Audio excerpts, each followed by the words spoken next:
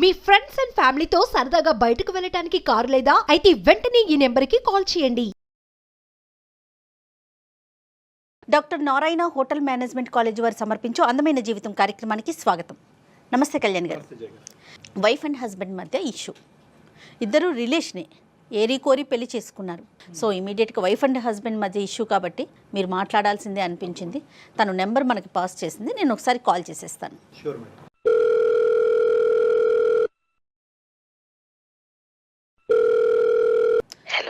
Hello Geethamma. అవునండి, ఎవరు? నేను జయానండి, అందమైన జీవితం ప్రోగ్రామ్ నుంచి కాల్ చేస్తా ఉన్నాను. నమస్తే అమ్మా. నమస్తే అండి. సో నాతో పాటు డాక్టర్ కళ్యాణ్ గారు ఉన్నారు, మీరు మాట్లాడటానికి వీలుగా ఉన్నారా? ఓకే మ్యామ్, మాట్లాడతాను. ఒక్కసారి మాట్లాడండి, డాక్టర్ గారు ఉన్నారు, మీ సమస్య ఏంటో క్లియర్గా చెప్పండి అమ్మా. నమస్తే. నమస్తే గీత. నమస్తే డాక్టర్ గారు. చెప్పమ్మా. సార్, నాకు పెళ్ళై 1.5 years అవుతుంది. నేను మా మేనమామ కొడుకు మా బావ విజయ్ని పెళ్లి చేసుకున్నాను సార్. నేను బావ చిన్నగా ఉన్నప్పుడే మా మామయ్యకి అండ్ మా అమ్మ వాళ్ళకి ఒక ప్రాపర్టీ విషయంలో చాలా గొడవలే అయ్యాయి సార్. సార్, అంటే అది అమ్మ వాళ్ళు మావయ్యను అండ్ మావయ్య వాళ్ళ అమ్మను చాలా మాటలు అనుకున్నారు. ఈ ప్రాపర్టీ విషయంలో పెద్ద మనుషులు కూడా మాట్లాడారు, కానీ అది మాత్రం తేలలేదు అప్పుడు. అండ్ వీళ్ళ ప్రాపర్టీ విషయం కోసం పోలీసులు, స్టేషన్లు, కాంప్రమైజ్లు అని చాలానే జరిగాయి సార్ ఈ మధ్యలో. అప్పటి నుండి ఇంకా గొడవలు ఎక్కువ అవడం, కోర్టుల వరకు వెళ్ళడం, ఇలా అంతా జరిగింది సార్. ఆఖరికి ఆ ప్రాపర్టీ కూడా మా అమ్మ వాళ్ళకే వచ్చింది. ఆ ప్రాపర్టీ కూడా మా అమ్మ నాన్నలు మా బావకి కట్నం కింద రాసి ఇచ్చేశారు మా పెళ్ళయిన తర్వాత. 15 సంవత్సరాల నుండి అమ్మ వాళ్ళకి మావయ్య వాళ్ళకి మధ్యలో మాటలు అవి ఏమీ లేవు సార్. పెళ్లి చేసుకున్న తర్వాత నుండి 1.5 year నుండి చూస్తున్నా, బట్ కలవట్లేదు, మాట్లాడడం లేదు. ఏదో ఒక బొమ్మని చూసినట్టు, ఏదో ఒక వస్తువుని చూసినట్టు చూస్తున్నారు తప్ప అసలు పట్టించుకోవడం కూడా లేదు. కానీ విజయ్ వెంటబడి నిన్ను చేసుకున్నాడమ్మా? అవునండి, మనం కలిస్తే వాళ్ళ గొడవలన్నీ పోతాయి, కుటుంబం అంతా ఒకటవుతుంది అని ఒప్పించి మరీ పెళ్లి చేసుకున్నారు. అదే వాళ్ళ సైడే వాళ్ళే ముందుకొచ్చారు. తనే ముందుకొచ్చాడు. ఇప్పుడు ఏంటంటే మా పెళ్లి అయితే వాళ్ళు కలుస్తారు అన్న ఉద్దేశంతో పెళ్లి చేసుకున్నాము. మరి పెళ్లి తర్వాత కలిసారమ్మా? కలిసారండి. కాదమ్మా గీత, ఇది ఒక చిన్న డెలికేట్ ఇష్యూ కదా. 2 కుటుంబాలు కలుస్తాయని చెప్పి అప్పటి వరకు మాట్లాడుకొని మీరిద్దరూ ఏ విధంగా ఇష్టపడ్డారు? అంటే నీకంటూ ఒక ఒపీనియన్ ఉంటుంది కదా, అంటే చాలా గొడవలు వేస్తాయి, పోలీస్ స్టేషన్లు, కోర్టుల వరకు, అవమానాల వరకు వెళ్ళుంటాయి కదా.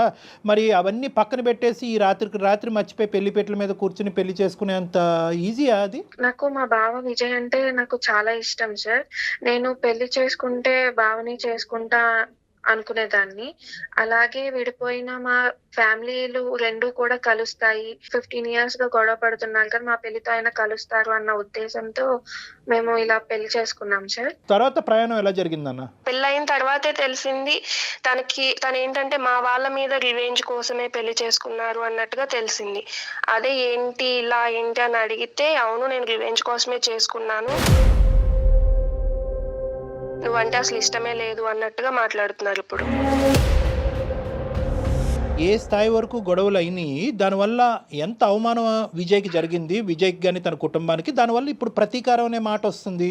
అంటే ఏదైనా కూడా ప్రతీకారం తీసుకోవటం అనేది తప్పు మాటే, కానీ గొడవ ఏ స్థాయి వరకు వెళ్ళింది అనేది వివరాలు ఉన్నాయి నీ దగ్గర? వాళ్ళు కోర్టుల దాకా వెళ్ళి కంప్లైంట్స్ ఇచ్చి మధ్యవర్తి మధ్యలో పెట్టడము, ఆ టైంలో కూడా పోలీసులది ఇంటికి రావడం. ఓకే. ఇంకా మా అమ్మ వాళ్ళు అనకూడని మాటలు చాలానే అన్నారు మావయ్య వాళ్ళని. అవన్నీ విని తట్టుకోలేక మావయ్య గారికి కూడా పెరాలసిస్ అవి వచ్చాయి. ఈ విపరీతమైన సంఘటనలు జరిగి ఎంతకాలం అయింది? ఇంకా అంత పదిలంగా ఉన్నాయా అబ్బాయి మనసులో? అంటే ఎప్పుడు జరిగింది ఇది? ఒక 10 years బ్యాక్ అయ్యింది సార్ ఇవన్నీ. అంటే తను కూడా ఇంటికి రావడం, ఈ గొడవల్లో ఇన్వాల్వ్ అవ్వడం, అంటే వాళ్ళ డాడీకి ఇలా అయిన తర్వాత కోర్టుల చుట్టూ తను కూడా తిరగడం, ఇలా అంతా జరగడం వల్ల తను ఇంకా బాగా గుర్తుపెట్టుకున్నాడు. అండర్స్టూడ్. అయితే మరి అది ఏ మాత్రం నీకు కొద్దిగా కూడా కించంతు కూడా కనిపించలేదమ్మా? అంటే అతని మనసులో ఇది ఎక్కడన్నా దాగుందేమో అని చెప్పి ఆ థాట్ రాలేదా నీకు? లేదండి, తను మాట్లాడే మాటలు అవన్నీ విన్నాక నాకు ఏమనిపించిందంటే తను ఇంకా మేము కుటుంబాలు కలవాలి అని అనుకున్నారు అన్నట్టుగా అనిపించింది. తన మాటలన్నీ ఆలోచించింది. ముందు అంటే కొంచెం బానే ఉన్నాము, ఏంటంటే ఒక 1 month 2 months ఏంటంటే కొంచెం బానే మాట్లాడేవాళ్ళు. అంటే పెళ్ళయిన తర్వాత కొంచెం చుట్టాలు అది ఉంటారు కాబట్టి కొంచెం ఓకే. బానే మాట్లాడారు. బట్ ఏంటంటే తర్వాత ఆయన మొత్తం చేంజ్ అయిపోయారు. అసలు ఎందుకు ఇలా చేస్తున్నారు? అసలు ఏమైంది? అసలు ఏం చెప్పకుండా కొంచెం మారుకుంటూ వచ్చారు. గట్టిగా అడిగేసరికి ఇప్పుడు చెప్తున్నారు ఏంటంటే, "నేను మీ అమ్మ వాళ్ళ మీద రివెంజ్ కోసమే నిన్ను పెళ్లి చేసుకున్నాను తప్ప, నాకసలు నువ్వంటే ఇష్టమే లేదు" అని చెప్పి. మీ ఇద్దరి మధ్యన ఎలా ఉందమ్మా రిలేషన్షిప్ ఎలా ఉంది? అంటే ఫిజికల్ భార్యాభర్తల సంబంధం అది ఉందా, అది లేదా?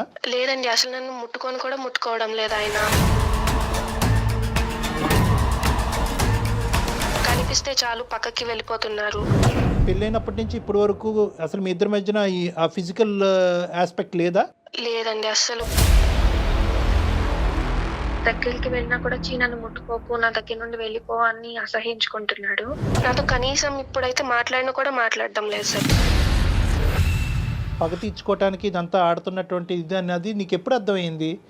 నువ్వు బాగా టెన్షన్లో ఉన్నావు. అంటే ఎలా తెలిసింది అంటే, ఒక్కొక్క రోజు ఒక్కొక్కలా బిహేవ్ చేస్తున్నారు. నాకు ఫస్ట్ లో అర్థం కాలేదు. షాక్ లో ఉందండి. Unpredictable behaviour. చెప్పమ్మా ఫస్ట్ లో అర్థం కాలేదు అసలు ఏం మాట్లాడుతున్నారు, ఏంటి, ఎందుకు ఇలా ఉంటున్నారు అనేది అర్థం కాల. మేబీ చాలా రోజుల తర్వాత కలిశారు కదా పేరెంట్స్ ని, ఏమన్నా కొంచెం గుర్తొచ్చాయా ఏంటి అన్న ఒపీనియన్ లో నేను ఉన్నాను. కానీ ఆయన మొత్తానికి దీని మీదే ఇదే గుర్తు పెట్టుకుని పెళ్లి చేసుకున్నారు అన్న విషయం నేను అసలు తెలుసుకోలేకపోయా. రోజుకి కొంచెం గొడవలు అవ్వడం వల్ల అది కొంచెం తెలుస్తుంది అసలు ఎందుకు ఇలా ఉంటున్నారు ఏంటి అని అడగడం వల్ల కొంచెంగా చెప్తున్నారు ఆయన, నేను ఎలాగే ఎందుకోసమే చేసుకున్నాను, మీ వాళ్ళ మీద రివెంజ్ తీసుకోవడం మావయ్య కోసమే. అత్తయ్య ఎలా ఉన్నారు గీత? వాళ్ళు నీతో ఎలా ఉంటారు? వాళ్ళు మొత్తం నాకే సపోర్ట్ చేస్తున్నారండి. వాళ్ళ మనసులో ఏం బాధ లేదమ్మా? గతం జరిగినటువంటి గొడవలు ఆ బాధ ఇప్పుడు మీ ఆయన పెట్టుకున్నంత ఇదిగా వాళ్ళు పెట్టుకోలేదా? లేదండి. వాళ్ళు ఏంటంటే కలిసిన తర్వాత వాళ్ళు మా అమ్మ వాళ్ళు అత్తయ్య వాళ్ళ ఇంటికి రావడం, అత్తయ్య వాళ్ళు మా అమ్మ వాళ్ళ ఇంటికి వెళ్ళడం అంతా బానే ఉంది. వాళ్ళు కూడా నాకే సపోర్ట్ చేస్తున్నారు. సరే ఇప్పుడు ఏమంటాడు అంటే ఇంతేనా జీవిత ప్రయాణం ఇంతేనా? అంటే నువ్వు అలా సఫర్ అవుతూనే ఉండాలి, అతని దగ్గర నుంచి ఎటువంటి support, emotional bond, physical relationship ఏది ఉండదు, ఇలా ఎండగట్టినట్టు ఇలా బతకాలా జీవితాంతం? అదేనా అతని ఉద్దేశం? అవునండి. నేను ఆల్రెడీ అప్పటికీ అడిగాను, నీకు ఇదే ఉద్దేశం ఉంటే ఇప్పటి వరకు బాధ పెట్టింది సరిపోదా అని చెప్పి కూడా అడిగా. లేదు, నువ్వు జీవితాంతం ఇలాగా బాధపడుతూనే ఉండాలి, నీ బాధను చూసి మీ తల్లిదండ్రులు కూడా బాధపడుతూనే ఉండాలి అన్నట్టుగా అంటున్నారు. సో బావా నువ్వు ఈ పెళ్ళి అనేటటువంటి కారణం నిమిత్తం మీరిద్దరు మళ్ళీ మాట్లాడుకోవటం అనేది ఆల్మోస్ట్ 1.5 year అంటే 8 years తర్వాతే మాట్లాడుకోవటం మీరు దగ్గర. అలా ఏం కాదు, ఒక 1 year గా ప్రేమించుకుని పెళ్లి చేసుకున్నాము. పెళ్లి చేసుకున్నాక 1.5 year అయింది ఇప్పుడు. నేనేమనుకున్నానంటే ఇంతగా డైరెక్ట్గా రారా అని చెప్పి వెంటబడి పెళ్లి పెట్టిన మీద డైరెక్ట్ కూర్చున్నారు అనుకున్నా. కాదు, 1 year జర్నీ చేశాడు.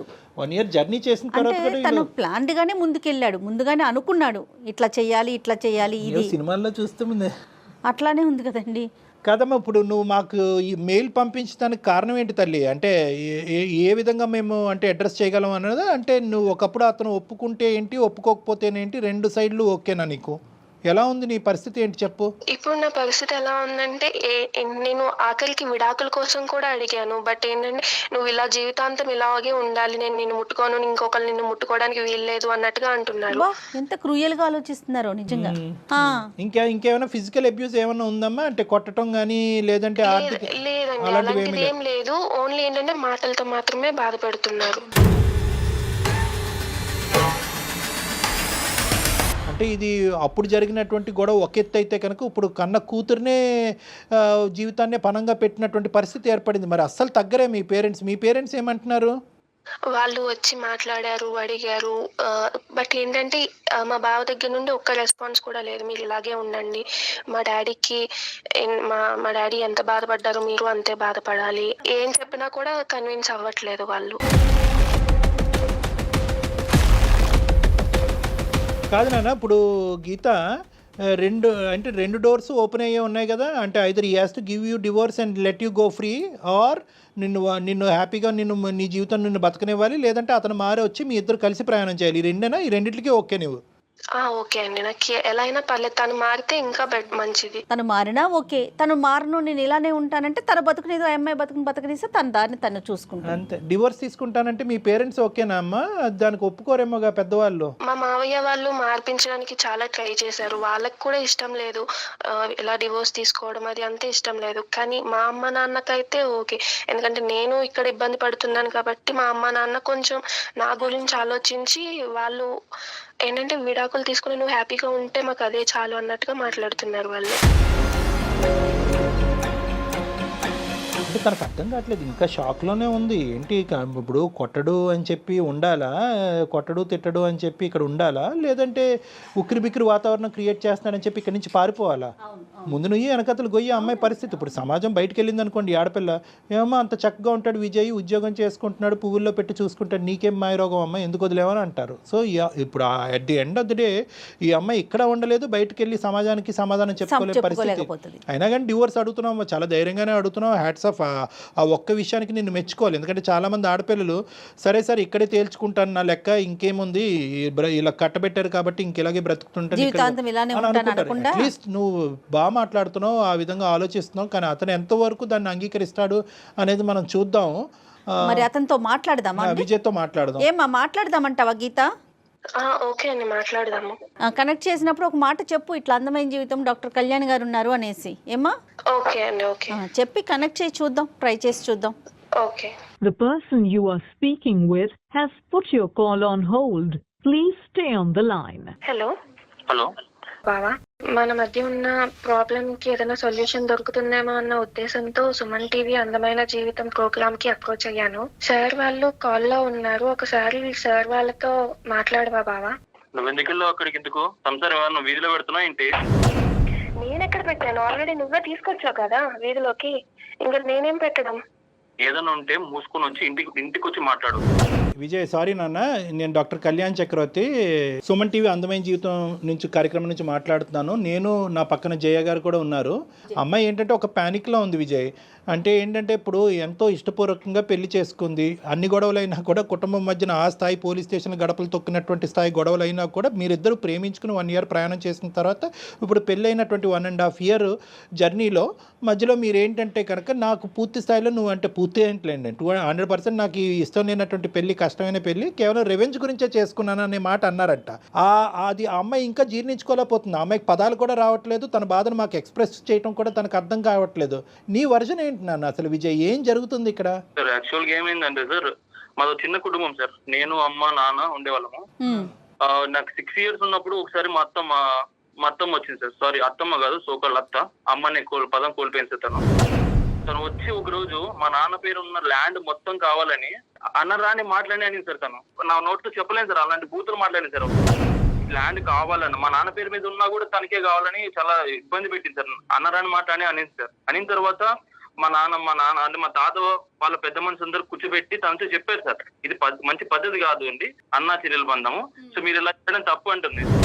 పెద్ద మనుషులు కూర్చోబెట్టిన పంచాయతీలు చేశాం సార్ మేడం. గ్రామంలో మొత్తం వాళ్ళంతా పెద్ద మనుషులతో చేయించాం. ఓకే అన్ని ప్రయత్నం చేశారు. ఇక కాంప్రమైజ్ అవ్వట్లేదు మేడం. ఎలా అయినా తనకి ఆ ల్యాండ్ కావాలని అలా కూర్చొనే ఉంది సార్. అదేలే విజయ్. ప్రతిరోజు మేడం మా అమ్మ నమ్ముతారు నమ్మరు మీరు, ప్రతిరోజు ఏడ్చింది మేడం. అవి బాధ తట్టుకోలేక నాన్నకు పెరాలసిస్ వచ్చింది, బెడ్ మీద పడిపోయాడు. తనకి బాత్రూమ్కి వెళ్ళాలన్నా ఇక్కడ ఏ చిన్న వెళ్ళాలన్నా ఒక పర్సన్ కావాలి. అబ్బా, దీన్ని తట్టుకోలేక మేడం రోజుకి తనకు వేరే డిసీజ్ వచ్చి చీమలు కుట్టే మేడం. చీమల తన బెడ్ మీద వెళ్ళేవాడు.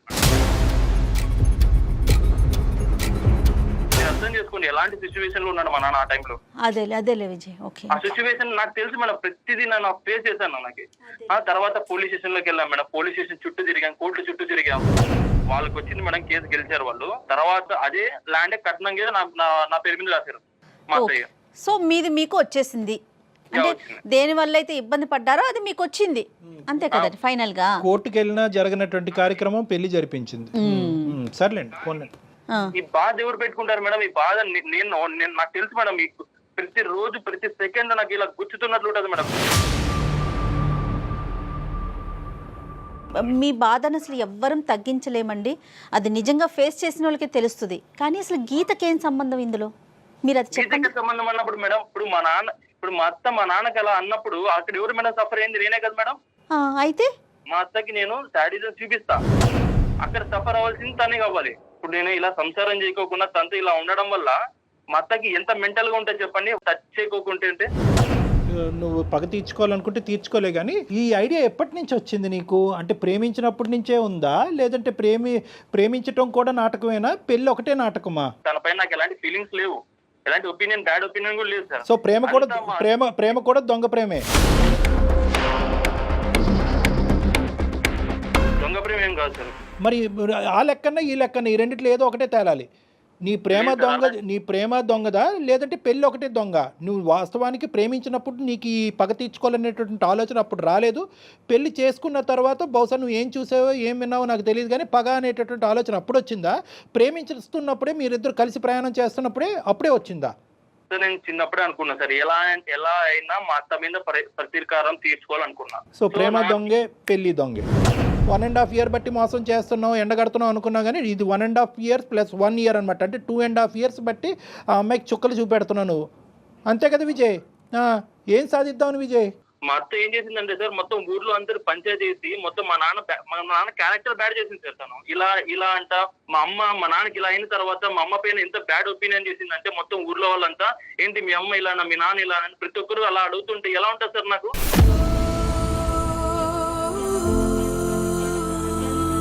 మా అత్త ఎలాగైనా మా నాన్నకు, మా అమ్మకు, నాకు క్షమాపణ చెప్పాలి. క్షమాపణ ఇన్ ద సెన్స్, తను మా ఇంటికి వచ్చి మా రిలేటివ్స్ అందరి ముందర నా కాలు, మా అమ్మ మా నాన్న కాలు పట్టుకొని ముక్కుకు నేలకు రాసిన తర్వాత నెక్స్ట్ సెకండ్ డే నేను సంసారం చేస్తాను. ఇంకేమైనా ఉన్నాయి లిస్ట్ లో? ఉన్నాయి సార్, చాలా ఉన్నాయి సార్. ఏ పెళ్లికి ముందు ఈ లిస్ట్ అడగలేకపోయావా?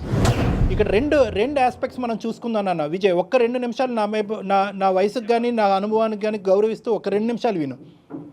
ఇక్కడ 2 ఇష్యూస్ ఉన్నాయి. ఒకటి, మీ జీవితంలో మీ తల్లిదండ్రులకి జరిగినటువంటి అన్యాయం, మీ తల్లిగారికి జరిగినటువంటి అవమానం అవనివ్వండి, లేదంటే నాన్నగారు మంచాన పట్టడం అనివ్వండి, జీవితాంతం అమ్మ నాన్నగారికి సేవ చేయటం, చిన్నప్పటి నుంచి నీకంటూ ఒక సంతోషం పోయింది, ఈ కోర్టు కేసు వల్ల ఒక సంతోషం పోయింది, ఒక పిల్లవాడుగా నువ్వు అనుభవించవలసినటువంటి ఆనందాలు అన్నీ పోగొట్టుకున్నావు. దీనికి మాకు పూర్తి స్థాయి అనుభూతి ఉంది నన్ను, అందులో డౌటే లేదు. ఎందుకంటే కనుక ఇప్పుడు ఆ రోజులు నాకు తెలుసు. ఇప్పుడు ముక్కు నెలకు రాస్తుందో తల చెట్టుకు రాస్తుందో అదంతా నాకు తెలియదు, కానీ నువ్వు పోగొట్టుకున్నటువంటి రోజులు మీ అత్త జీవితంలో తీసుకురాలేదు. అదేవిధంగా ఇక్కడ నువ్వు గుర్తుపెట్టుకోవాల్సింది ఏంటంటే, గీత ఇప్పటికీ కూడా తను కూడా అప్పుడు చిన్నపిల్లే, బహుశా నీకంటే ఇంకా చాలా చిన్నపిల్ల. ఆ అమ్మాయి కూడా అనుభవాలు చూసింది. మీ అత్త ఒక 2 మాటలు అంటే కనుక మీ నాన్న ఒక 3 మాటలు అని ఉంటారు. ఆ గొడవలు రోడ్డుని ఎక్కినాయి, పంచాయతీలు జరిగినాయి, ఆవిడ ప్రాపర్టీకి ఆస్తిపడింది. సరే, ప్రాపర్టీకి ఆవిడ ఎందుకు ఆస్తిపడింది, దాని పూర్వపరాలు ఏంటనేది ఈరోజు ప్రస్తావన కాదు. గీత కూడా అనుభవించలేదని నువ్వు అనుకుంటున్నావా? గీత, నువ్వు చెప్పమ్మా, మీ ఇంట్లో ఎలాంటి ప్రాబ్లమ్స్ ఫేస్ చేశారో అప్పుడు అసలు నీకు తెలుసా, ఊహ ఉందా? ఏంటంటే ఆ గొడవల వల్ల నేనైతే నా పేరెంట్స్ కి కూడా దూరంగా వెళ్లి హాస్టల్లో ఉండాల్సి వచ్చింది. కనీసం ఇంట్లో ఉండి వాళ్ళ అమ్మ నాన్న దగ్గర ఉండి కనీసం వాళ్ళ ప్రేమనన్నా పొందారు. బట్ నాకైతే వెనక్కి తిరిగి చూసుకుంటే మా అమ్మ నాన్నలతో కలిసి ఉన్నది కూడా ఏం లేదు. ఇప్పుడు పెళ్లి చేసుకుని వచ్చి ఒక ఇంట్లో ఉన్నాననే గానీ ఇప్పుడు కూడా నన్ను పట్టించుకోవట్లేదు. ఇప్పుడు నేను ఎక్కడికి వెళ్ళి ఉండాలి, అసలు ఏం చెయ్యాలి, ఎవరి దగ్గరికి వెళ్తే నా ప్రాబ్లం సాల్వ్ అవుతుంది, అసలు ఏం తెలియకుండా ఉన్నాను మ్యామ్. అందుకే నేను కూడా మీ దగ్గరికి అప్రోచ్ అయ్యాను. ఇప్పుడు విజయ్, నీకు ఇక్కడ ఒక పాయింట్ కనెక్ట్ అవుతుందా? అంటే నేను ఇక్కడ అంటే నీ ఇమోషన్ నీకు ఉన్నాయి, ఇంట్లో జరిగినటువంటి పరిస్థితులకి చాలా భయంకరమైనటువంటి పరిస్థితులు. నిజంగా మీ నాన్నగారిని నేను కళ్ళతో చూడలేదు, కానీ ఊహించుకుంటూనే నువ్వు డిస్క్రైబ్ చేసినటువంటి అంశాలను ఊహించుకుంటూనే నా మనసు తరుక్కుపోతుందన్న. చాలా బాధ. ఏంటంటే దట్స్ ఆన్ హ్యూమానిటేరియన్ గ్రౌండ్స్ చాలా బాధ. అంటే మానసికంగా ఒక మనిషి మీద పడేటటువంటి ఒత్తిడి, సొంత కుటుంబ సభ్యుల దగ్గర నుంచి పడేటటువంటి ఒత్తిడి ఎప్పుడైతే రోడ్డుని బజారున పడతాదో అప్పటి వరకు పరుగు కలిగినటువంటి కుటుంబం, ఒక పెద్ద మనిషి మానసికంగా ఏ స్థాయిలో దెబ్బతింటే కనుక అతని నరాలు బలహీనపడి పారాలిసిస్ వస్తుంది అనేది నేను అర్థం చేసుకోగలను ఒక మానసిక వైద్య నిపుణుడు. ఇంకోటి ఎలా అంటే సార్, నేను పడిన శోభ కంటే తను ఇప్పుడు ఇంకా 1% సార్ ఇంకా ఉండే, తను 1%. అది ఎలా డిస్క్రైబ్ చేస్తావమ్మా విజయ్? సార్ నేను ఫేస్ చేస్తాను సార్, నాకు తెలుసు సార్. ఇప్పుడు మీరు అదే నా సిచ్యువేషన్ లో వేరే ఉంటే ఇలా కాంప్రమైజ్ అయ్యేవారు. ఎవరున్నా కూడా బాధే. ఓకే, కానీ ఆ బాధ తర్వాత ఆ బాధ వల్ల ఏర్పడేటటువంటి ప్రతీకార ధోరణిలోనే నీ వ్యక్తిత్వం నా వ్యక్తిత్వం అనేది డిఫరెంట్ ఉంది నాన్న. బాధ అందరిది ఒకటేనన్న. ఈరోజు నువ్వు ఇది తూకం వేయద్దు. ఆ అమ్మాయి ఎంత బాధపడింది, ఈరోజు ఆ అమ్మాయి బహుశా ఈ ఇంట్లో ఉంటే కనుక ఆ అమ్మాయి నిన్ను వచ్చి ప్రేమించి ఆ అమ్మాయి పగ తీర్చుకోవచ్చు కదా. కానీ ఆ అమ్మాయి ప్రేమకు దూరం అయింది. తల్లిదండ్రులు ముందుగా ఆలోచించి ఈ గొడవలన్నింటి మధ్యన ఆడపిల్ల ఉండకూడదు అనేటటువంటి ఉద్దేశంతో హాస్టల్లో పెట్టారు. తన ప్రేమను మిస్ అయింది కదా. బహుశా ఏంటంటే ఆ అమ్మాయి ఇంట్లో ఉండుంటే కనుక నీకంటే వాళ్ళ తల్లిదండ్రులు పడినటువంటి బాధను నీకంటే ఎక్కువ వివరంగా చెప్పేది. ఇందాక నుంచి నాకు అర్థం కావట్లేదు. బాధపడ్డాను, కొట్లాట జరిగింది కానీ నాకు ఆ వివరాలు తెలియదు అనేది ఇప్పుడు నాకు క్లియర్ వచ్చింది. ఈ అమ్మాయిని తీసుకెళ్లి హాస్టల్లో పెట్టారు. నీ ఆలోచన శైలి తప్పు అనో లేదంటే నీ బాధ తప్పు అని అనట్లేదు. కానీ నువ్వు వెళ్ళేటటువంటి యాక్షన్ ప్లాన్ ఏదైతే ఉందో అది మానవతా దృక్పథం నుంచి చాలా దూరంగా వెళ్ళిపోతుంది. చాలా దూరంగా కాదమ్మా, నువ్వు ఫేస్ చేసిన ఆ బాధ, ఆ పెయిన్ ని ఎదుటోళ్ళు కూడా ఫేస్ చేయాలని కోరుకోవటం ఎంతవరకు కరెక్ట్ చెప్పు? లేదు మేడం, నా పర్స్పెక్టివ్ లో అది కరెక్టే మేడం. అసలు ఎలా కాదు విజయ్, ఎలా కరెక్ట్ విజయ్? ఇది నేను జీర్ణించుకోలేకపోతున్నాను. ఎలా కరెక్ట్ విజయ్? ఈ రోజు గీత తల్లిదండ్రులు కడుపును పుట్టడం అనేది పాపమా? తను చేసిన పాపమా?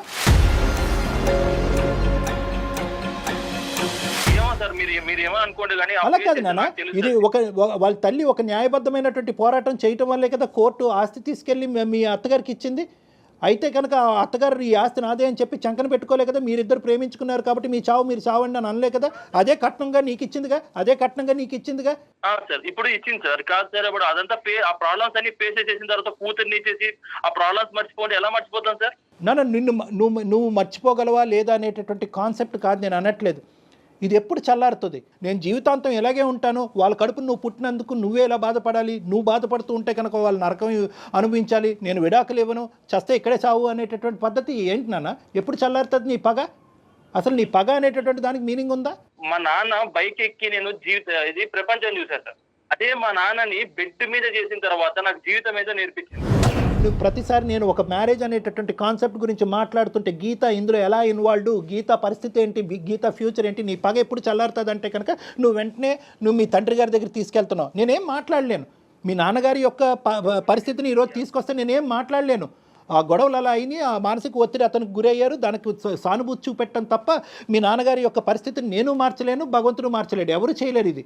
కానీ దానికి ఇలా చిక్కుముడిగా ఒకదానికొకటి కలుపుకుంటూ పోతూ గీత మీద పగ తీర్చుకుంటూ మీ అత్త మీద పగ తీర్చుకుంటూ ఎప్పటికి ఎండ్ అవుతుంది? ఈ ఎండ్ పాయింట్ ఏంటి? నీ కడుపు ఎప్పుడు చల్లారుతుంది? దీనివల్ల ఇంకో కాన్సెప్ట్ కూడా నేను చెప్తున్నాను. నీ టోన్లో కూడా ఎక్కడ నాకు హ్యాపీనెస్ కనిపించట్లేదు నాన్న. నువ్వు పగ తీర్చుకుంటున్నాను అని కాల్ ఎగరేస్తున్నావు కానీ ఎక్కడ నీ టోన్లో కూడా హ్యాపీనెస్ లేదు. నువ్వు సఫర్ అవుతున్నావు. నీ జీవితం ఇటువంటి పెళ్లి జరగాలి, ఒక ప్రేమ లేనటువంటి పెళ్లి చేసుకుంటూ ఆ ప్రేమలో పగే కాన్సెప్ట్గా ముందుకెళ్ళిపోవాలనేది నువ్వు ఎప్పుడన్నా వర్ణించుకున్నావా? ఎప్పుడన్నా అనుకున్నావా? సార్ నా లైఫ్ అయినా పర్లేదు సార్, నాకు లైఫ్ అయినా పర్లేదు. తను మాత్రం అలా అవ్వాల్సిందే సార్. నాకు 100% పెడితే తను 200% మా అత్త సఫర్ అవ్వాలి. అయ్యేంత వరకు నా లైఫ్ ఏమైనా పర్లేదు సార్. నాకు మా అమ్మని సఫర్ అయ్యేలాగా చెయ్యి, నేనేం కాదన్ను. బట్ మధ్యలో నన్ను ఎందుకు లాగుతున్నావు? అసలు నాకు అసలు తెలియని విషయాల్లోకి నన్ను లాగి నన్ను ఇన్వాల్వ్ చేసి చెప్పు అసలు నన్నెందుకు లాగుతున్నావు మధ్యలోకి? నేనేం చేశానని చెప్పు. నీ పాత్ర కూడా ఉంటది దీంట్లో. ఊరికే నిన్ను ఊరికే పంపించదు, ఏదో చేసే ఉంటది. ఊరికే నేను పంపించింది అనుకుంటున్నావా? నాన్న టార్చర్ చేసేటటువంటిది అయితే కనుక 1.5 సంవత్సరాల పాటు ఎండగట్టి జీవితాన్ని రోడ్డుకి ఇడిసినప్పుడు తన కొన్న కూతుర్ని, ఒకే ఒక కూతురు జీవితాన్ని ఇలా చేసినప్పుడు ఈ పాటికి ఇప్పుడు వరకు చేతులకి ఇలా కట్టుకుని కూర్చుంటది అనుకున్నావా? ఒకదానికి నువ్వే క్రియేట్ చేసుకుంటున్నావు, అల్లుకుంటున్నావు. ఈ అమ్మాయి పాత్ర ఉందంటావేందయ్యా బాబు? అసలు నీకేమైనా కాన్సెప్ట్ ఉందా? నీకేమైనా అర్థం అవుతుంది? ఈ అమ్మాయి పాత్ర ఏంటి? పుట్టెరిగి ఈ అమ్మాయి హాస్టల్లో కూర్చుంది, ఇప్పుడు ఈ అమ్మాయి పగ తీర్చుకుంటుందని అనుకుంటున్నావా? ఏమన్నా డైలీ మాట్లాడతాడు సార్. డైలీ వాళ్ళ అమ్మ ఫోన్ చేస్తుంది, ఫోన్ చేసి ఏదో చెప్తుండదు. ఎక్కడ సావాలి కూతురు? ఎక్కడ సావాలి? తన కడుపు ఇప్పి మాట్లాడుకుని తన కష్టాన్ని చెప్పుకోవటం కూడా పాపమేనా? వాళ్ళ అమ్మ క్యారెక్టర్ మామూలు కాదు సార్. ఎలా అయినా మమ్మల్ని ఇబ్బంది పెట్టడానికే చూస్తారు వాళ్ళు. సో వాళ్ళు తను అలా చేసే ఉంటది సార్, పక్కా చేసే ఉంటది, చేస్తుంది కూడా. కానీ ఇప్పుడు ఇబ్బంది పెట్టేది మిమ్మల్ని కాదు కదా, మీరే నన్ను ఇబ్బంది పెడుతున్నారు కదా. అదే మా అమ్మ ఏదో చేసేది అయితే కనుక నేను కదా నిన్ను బాధపెట్టాలి. అంతే కదా, కరెక్ట్. కాదమ్మా, పెళ్లి చేసుకుని మనం ఇద్దరు పెళ్లి చేసుకున్నాం కదా, ప్రాబ్లమ్స్ కూడా షేర్ చేసుకో. అసలు కనీసం నన్ను చూస్తున్నావా, పట్టించుకుంటున్నావా? దగ్గరికి వస్తే వెళ్ళిపోతున్నావు పక్కకి. నాకు అవసరం లేదు. ఇప్పుడు నీకు రిలేషన్షిప్ అంటే టచింగ్ ఉండాల్సిందే ఏంది? నేను టచింగ్ అన్నట్లా ఈ కనీసం మంచి మాటలు కాదు మాట్లాడాలి కదా, విజయ్. కనీసం రెస్పాండ్ అవ్వాలి ఇది కదా. నేను ఏం నాగరికంలో చెప్తున్నాను? మాట్లాడే మాటలు కాదు విజయ్. టచ్ కావాలి అనేటటువంటి కోరుకోవటం తప్ప ఒక ఆడపిల్ల భర్త దగ్గర నుంచి తప్ప విజయ్? నీ డెఫినేషన్ ఏంటి? రిలేషన్షిప్ ఒక భాగం అంతే సార్, కానీ అదే కావాలనేది తప్పు కదా సార్. అదే కావాలని ఎక్కడుంది? మరీ మాట్లాడకు విజయ్, అర్థం పర్థం లేకుండా అమ్మాయి పరువు తీసే ప్రయత్నం చేయొద్దు. నేను ఫేస్ చేస్తున్న ప్రాబ్లం తను షేర్ చేసుకోవాలా లేదా? విజయ్, అది ప్రాబ్లం అని నువ్వు అనుకుంటున్నావు, తను అనుకోవట్లేదు. తను ఎందుకు ఇన్వాల్వ్ చేస్తున్నావు అంటోంది. ఇలా ఫేస్ అవుతున్నా కదా, వాళ్ళ అమ్మకి పోయి చెప్పచ్చు కదా, ఇలా అయింది మేడం, ఇలా అయిందమ్మా, ఇలా అయింది. విజయ్ ఏమంటున్నాడంటే వెళ్ళి తను కాలు పట్టుకొని వాళ్ళ అమ్మ నాకు చెప్పమను, అయిపోయా వెళ్ళని కూడా. మనం ఇప్పుడు కంక్లూజన్కి వస్తున్నాం. ఒకే పాయింట్ విజయ్, నీ కండిషన్ ఏంటి? నీలో ఒకటైతే నాకు బాగా అర్థమైంది, ఇప్పటికీ కూడా ఈ అమ్మాయి అంటే కొద్దిపాటి ప్రేమ ఉంది నీకు. ప్రేమ లేదు అని నేను అనుకోవట్లే. లేదంటే కనుక ఇంత 2.5 years పాటు నువ్వు కపట నాటకం ఆడే అంత కెపాసిటీ నీకు లేదు, కానీ ఎంతో కొంత ప్రేమ ఉంది. కానీ ఇప్పుడు ఏంటంటే కనుక ఇప్పుడు ఈ పెళ్ళికి వాళ్ళ అమ్మాయి యొక్క అమ్మ ముందుకొచ్చి చెప్పేటటువంటి క్షమాపణకి ముడిపెట్టావు, అంతే కదా? అంతే సార్. నీ కండిషన్స్ ఏంటి? మీరిద్దరూ హ్యాపీగా ఉండాలంటే నీ కండిషన్స్ ఏంటో ఒకటిసారి నాకు చెప్పు. ఇప్పుడు మా అత్త మా మామ ఇద్దరు వచ్చి మా బంధువులు మా రిలేటివ్స్ అందరి ముందర మా ఇంటి దగ్గరకు వచ్చి నా కాళ్ళు, మా అమ్మ కాళ్ళు, మా నాన్న కాళ్ళు పట్టుకొని క్షమాపణ చెప్పి ముక్కు నేలకు రాసిన మొదటి నెక్స్ట్ క్షణమే నేను తనతో కాపురం చేస్తా. ఇది నా కంక్లూజన్ సార్. ఇది చేసిన తర్వాత నేను తనతో హ్యాపీగా ఉంటా, గీతతో.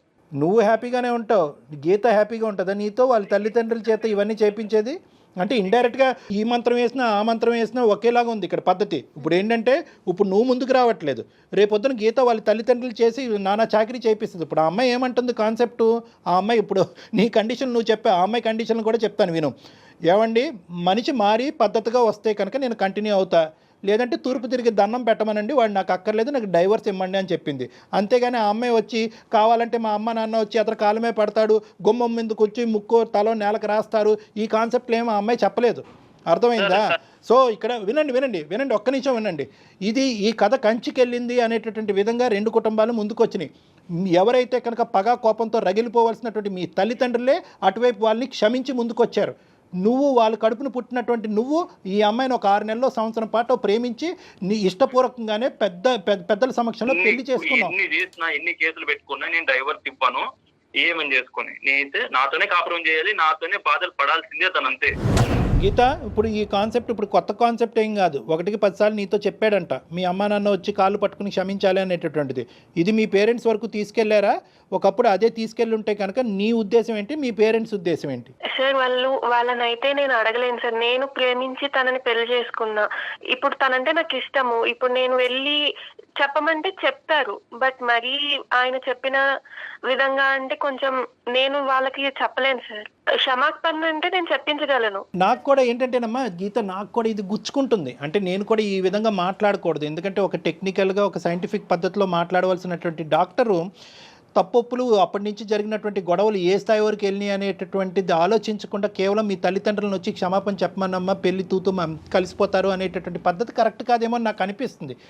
కానీ ఒక పెళ్లిని కాపాడటం గురించి 1000 అబద్ధాలు ఆడాలి, ఒక పెళ్లి జరగటం గురించి 1000 అబద్ధాలు ఆడాలి అని చెప్పి మన పెద్దలు అన్నారు. బహుశా ఏంటంటే కన్న కూతురు ఒకే ఒక్క ఆడపిల్ల నువ్వు, మీ తల్లిదండ్రులు ఇన్ని మెట్లు దిగి ఇక్కడికి కూడా వస్తారేమో అనేటటువంటి నా నమ్మకం. అమ్మ, నేను అడగవలసినటువంటి పద్ధతిలో మీ తల్లిదండ్రులతో నేను మాట్లాడతాను.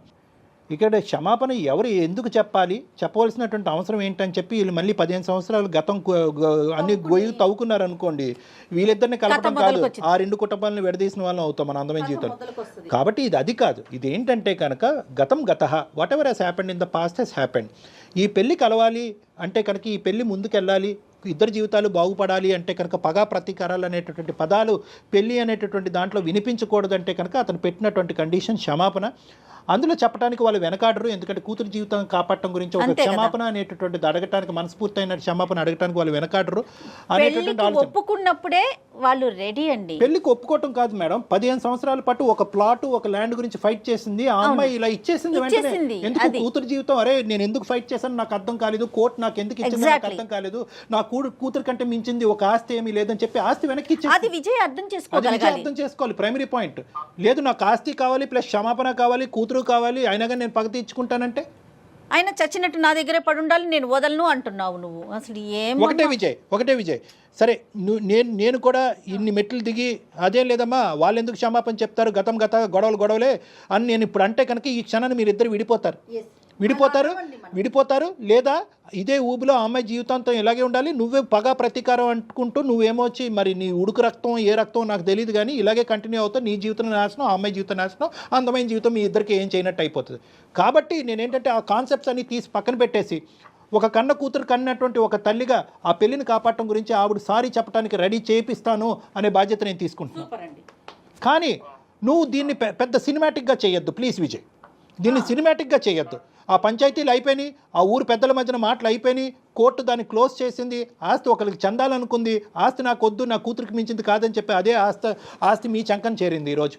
ఇటువంటి పరిస్థితుల్లో నువ్వు ఒక మెట్టు దిగాలి. క్షమాపణ అంటే ఆవిడ చెప్పిస్తాను, కాదు సార్ మీరు చెప్పింది ఇప్పుడు నాకు బాగా అర్థమైంది, తల్లి కానీ తల్లి తర్వాత తల్లి లాంటిది మా అత్త, నాకు ఆ క్షమాపణ కూడా అక్కర్లేదనే పెద్ద మనసుతో నువ్వు ముందుకు వస్తావా, ఐఎమ్ వెరీ హ్యాపీ. కాదు క్షమాపణే నన్ను చల్లారుస్తుంది అనుకుంటే కనుక ఆ క్షమాపణ వాళ్ళ చేతి చెప్పించడానికి నేను రెడీగా ఉన్నాను.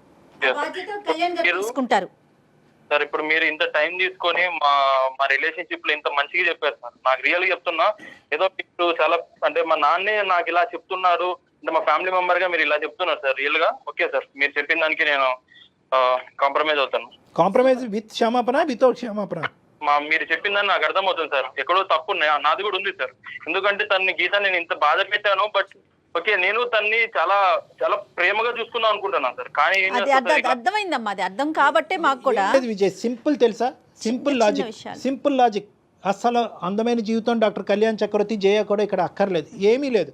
నీ మనసు ఇలా రగిలిపోతుంది అనేటటువంటిది ఓపెన్ హార్టెడ్గా నువ్వు ఎవరితో డిస్కస్ చేయకపోవటం అనేది ప్రధానమైన సమస్య. ఎవరు కూడా నీ లోపల రగిలిపోతున్నటువంటి అంశం ఒక అనవసరమైనటువంటి అంశం, ఒక గతానికి సంబంధించినటువంటి అంశం అది వదిలేసారా, పగలు ప్రతీకారాలన్నీ తీసి పక్కన పెట్టి కలిసి ప్రయాణం చేయటం, జీవితాన్ని అందరూ సుఖమయం చేసుకుందాం, కలిసి ఉంటే కలదు సుఖం అనే ఒక్క పదం ఎవరైనా కానీ నాలాంటి పెద్ద మనిషి ఎవరైనా నీ మనసులో పెట్టుంటే కనుక ఈ 1.5 year కూడా వేస్ట్ అయ్యి ఉండదు. నిజంగా నీ భార్య దేవత నాన్న.